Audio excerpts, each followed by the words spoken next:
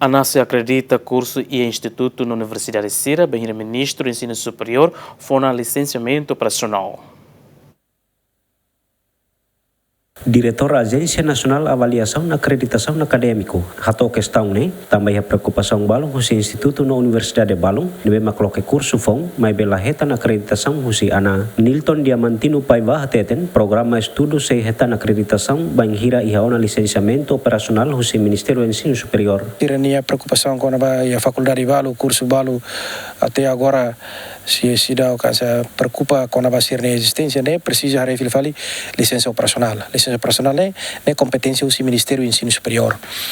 Com a acreditação, avaliação, competência ANA.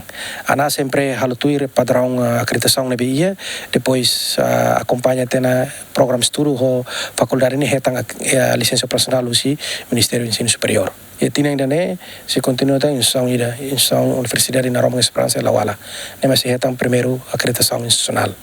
Agora, programa de estudo desde 2022 até agora, será barak matamana e segundo ciclo. Significa que será retang na acreditação e primeiro ciclo.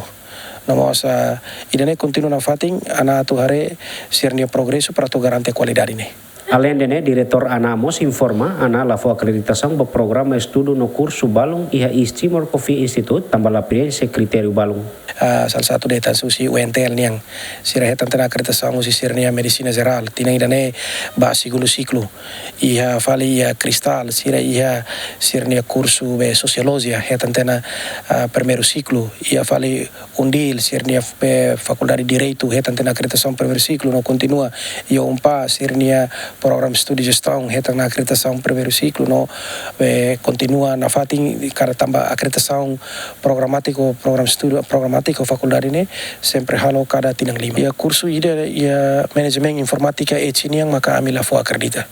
Tambah reba sirania condição la prensa critério liliu e recurso humano nomos ia curriculum balu nomos ia facilidade balu.